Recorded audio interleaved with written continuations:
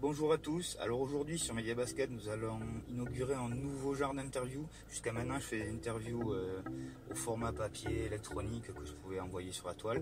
Et aujourd'hui on va passer au format vidéo. Alors comme nous ne sommes pas très riches bien sûr à Media Basket et que je n'ai pas de bureau pour faire l'interview, et bien on va réaliser ça dans ma voiture. Pour cette première interview, j'ai demandé à Sébastien Ruyop de venir me rejoindre. Pourquoi Sébastien Ruyop? Deux raisons à cela. La première, c'est que ce week-end, il y a un derby ESMS-DGB qui est le remake de la finale de la Coupe des Landes de la Coupe du Sud-Ouest. La deuxième des raisons, c'est que Sébastien, je le connais assez bien, c'est un copain, je l'ai entraîné. Donc voilà, c'était plus simple pour une première interview de démarrer avec quelqu'un avec qui j'étais plus ou moins en confiance, plutôt que de démarrer avec quelqu'un qui aurait pu me stresser un petit peu. On va aller le récupérer sur son lieu de travail, comme ça nous pourrons discuter tranquillement dans la voiture, tout en roulant, du match, de lui un petit peu pour ceux qui ne connaissent pas.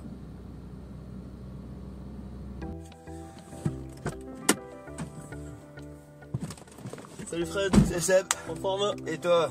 Eh bien ma foi, Ouais. ça va. Bon. On va aller sur une petite promenade et on va discuter un peu. Allez, avec plaisir. Ok. Bonjour à tous, je m'appelle Sébastien Ruyop, je suis né à Auch il y a 29 ans. Je suis masseur kinésithérapeute depuis maintenant 6 ans. Je vis sur Mont-de-Marsan avec ma copine Laura. J'ai un frère qui vit à Hong Kong, moi ça on s'en fout en fait. Qu'est-ce que je peux raconter de beau? Alors j'ai commencé le basket à Auch à l'âge de 10 ans. J'ai évolué jusqu'à mes 17 ans en passant par les minimes et cadets championnats de France et un an également au pôle espoir Midi-Pyrénées à Colomiers. À partir de là j'ai signé à Valence-Condon. J'ai évolué avec la N2 et la N3 parallèlement puisqu'il y avait à l'époque les deux équipes. Je suis parti ensuite sur Montpellier puisque j'avais obtenu mon concours kiné là-bas. J'ai joué un an en National 3. J'ai arrêté ma dernière année pour obtenir mon diplôme et j'ai signé ce beau département landais à Mont-de-Marsan, au Stade Montois. J'y suis resté pendant 5 ans, 4 ans en National 2, 1 an en National 3 et depuis la saison dernière j'ai signé à l'ESMS. Donc tu es originaire du Gers, d'où du coup le numéro 32. Tout à fait, voilà, c'est un petit clin d'œil à tous les gens et toute la famille qui peut suivre un peu le basket, voilà, leur faire une petite dédicace. Voilà, je trouvais le clin d'œil assez sympa. Ouais. Après de notre côté, heureusement que t'es pas né dans le Rhône. Ça aurait été plus embêtant à porter, plus compliqué. Ça aurait été à connotation plus compliquée à justifier, effectivement. Exactement. Le meilleur souvenir, c'est dur d'en dégager un seul. Parce qu'il y a plusieurs étapes, il y a les sélections en jeunes où c'est toujours des bons moments et tu es vraiment une bande de copains et tu penses uniquement au plaisir de jouer. Après, si je devais vraiment en dégager un, ça serait notre parcours l'an dernier dans les coupes avec le SNS, jusqu'à la finale. Ouais. Forcément, ça c'était moins drôle. Le plus mauvais, ça va également se rapporter au groupe, ça va être les éliminations un peu précoces avec le Stade Montois, 2 fois au premier tour. La finale perdue l'an dernier en Coupe des Landes et je dirais presque surtout la finale perdue en Coupe Sud-Ouest l'an dernier également. Ouais, là vous étiez plus près que pour la finale du Coupe des Landes. On a effectivement un peu plus existé sur le match et on n'était pas loin d'aller le gagner. À l'époque, j'aimais énormément Jérôme Seaille, meneur de jeu à Valence-Condon. Voilà, Forcément, quand tu es gersois, tu aimes jouer. Exactement, qui était des meilleurs meneurs de National 1. En tant qu'adversaire, j'aimais bien jouer, même si c'était très dur, contre Ragoskas, shooter fou de Tarbes, qui était quand même très compliqué à défendre. Et après, je dirais à l'heure actuelle, un joueur avec qui j'ai la chance d'évoluer et dont j'essaie aussi de profiter au quotidien et de m'inspirer, c'est bien sûr Nico Gaillon. Voilà. Comment t'essaies de bien le placer là, c'est énorme. Ah non, c'est vrai. Le mec il est taillé comme moi, il est comme moi. C'est ça qui m'impressionne moi chez lui. C'est comment il a fait 9 ans à ce niveau-là avec ce physique-là. Moi c'est respect.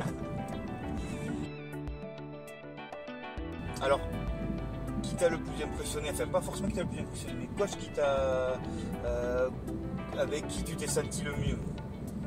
juste avant que tu répondes, dis pas moi, même si je sais que tu le penses, hein, mais là, ça serait trop gros. L'assistant, juste. Non. Ceci dit, j'ai été aussi ton coach pendant un mois. C'est vrai. Donc, On a eu des bons résultats d'ailleurs. C'est vrai. On n'a pas perdu un match. Non, c'est vrai.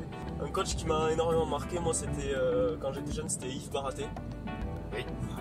On revient aussi à la formation valencienne, mais c'est vrai que il avait, il a toujours un charisme et une vision du jeu qui était déjà en avance, à mon avis, sur ses contemporains. Et puis les résultats qu'il a eu avec Valence. Il a eu des résultats, réussi à avoir des résultats avec des équipes quand même locales, à moyen, avec des budgets limités. Ce qu'il arrivait à tirer, il arrivait vraiment à tirer le meilleur de chaque joueur, et ça c'était quelque chose qui était vraiment inspirant quand on évoluait sous ses ordres. Non, c'est plus un plaisir de pouvoir se confronter à cette équipe-là qui est invaincue jusqu'à maintenant, qui fera partie à mon avis du duo en tête à la fin de la saison.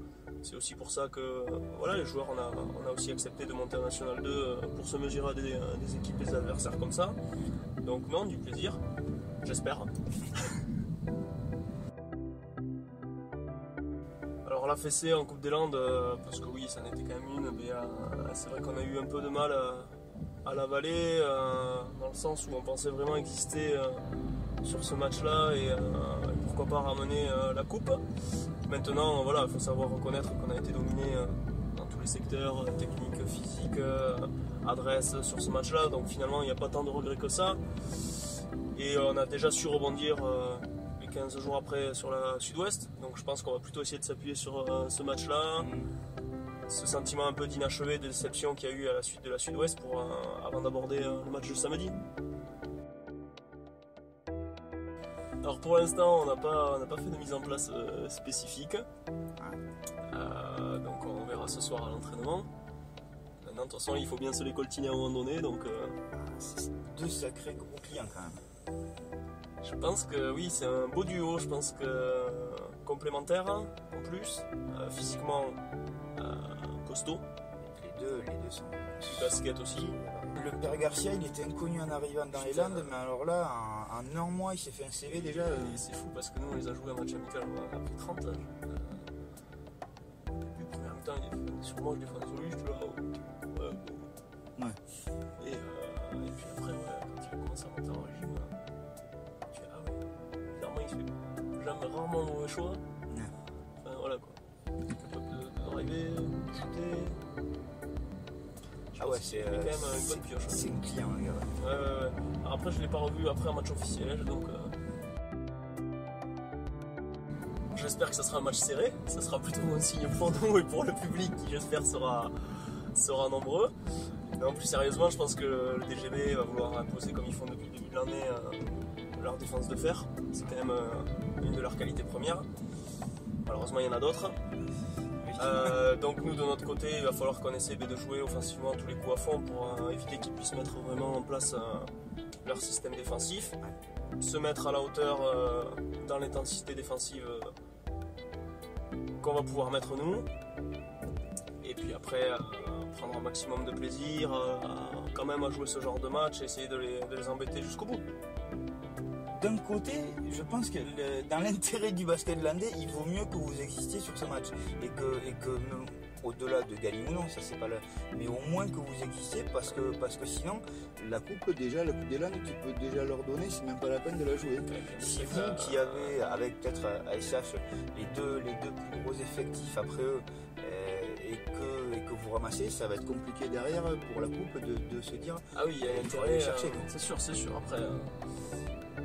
Sachant qu'en plus il a joué à Dax, je pense qu'il y aura encore une motivation encore supérieure pour eux, une pression aussi peut-être. Bon. Un des avantages, c'est qu'après il faut voir le calendrier, c'est que s'il la joue pendant qu'ils sont en train de jouer les playoffs, ils vont peut-être pas mettre tous les œufs dans le panier, et comme la priorité, à mon avis, c'est de monter. Ah oui, clairement, oui. Est-ce qu'ils vont la jouer? C'est pour ça qu'il vaut mieux pour tout le monde qu'ils soient dans les deux en fin de saison pour pouvoir jouer les playoffs. Je pense qu'ils sont surtout vu la configuration de la poule. T'étais rouge toi. Hein? T'étais rouge là. De quoi? J'étais rouge? Oui, le feu était rouge. Ah bon? Oui. Fais gaffe, quand j'ai vu avancer, j'ai avancé. Moi, je vois. C'est bon, ça parfait, nickel. Tu vois, si tu me fais chanter, Fredo, c'est la preuve que t'es passé au rouge. Donc fais gaffe. T'es pris dans le truc. Non, aussi. mais quand j'ai vu à côté Ah avancer, non, je parle pas. c'était écœurant ça. Ça fait 2 ans qu'on travaille assidûment le shoot du milieu des terrains pour déterminer qui fera la vaisselle le jeudi soir. Donc je vais miser sur une victoire au buzzer grâce à notre spécialiste Kevin Sabatou. Chidé aussi était pas mal la semaine dernière, il en avait mis un. Contre HDC. Oui, c'est vrai, Contre contre HDC HDC. du milieu de terrain. Il n'y a plus Chidé, donc ce sera Kevin, c'est lui. Ah, c'est peut-être le plus adroit sur le shoot du milieu, Sabatou. Allez.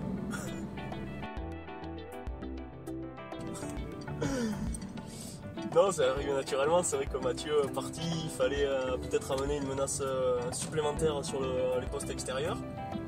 Donc c'est aussi ma 2e année, je me suis un peu plus adapté et pris ce rôle un peu plus à cœur. Donc pour l'instant, individuellement c'est pas mal. Maintenant j'espère que surtout collectivement ça va suivre. C'est une jolie phrase toute faite pour la fin, j'adore. Je surkiffe. Là, Qu'est-ce que en communication, c'est parfait. C'est pas mal. Bon Seb, écoute, je te dis merci hein, et puis Merci à toi. Et puis je te dis aussi merde pour ce week-end. Eh ben, Même si moi d'un côté que ce soit l'un ou l'autre qui gagne, je m'en fiche un peu, mais bon voilà, que la bonne petite fraise bateau, que le meilleur gagne, hein, le truc voilà, parfait. Et puis si t'as un petit mot pour la fin pour tout le monde. Eh bien, merci à toi Fred, merci à toi de faire suivre le basket landais comme tu le fais à travers tes interviews, ton site et toutes tes publications. Donc continue parce que beaucoup de monde te suit et c'est bien pour le basket landais. C'est cool. Moi, je te filerai pas une thune quand même, c'est pas parce que tu disais que... J'avais espéré que... Allez, merci. Ciao poulet, à bientôt. Ouais, ça marche.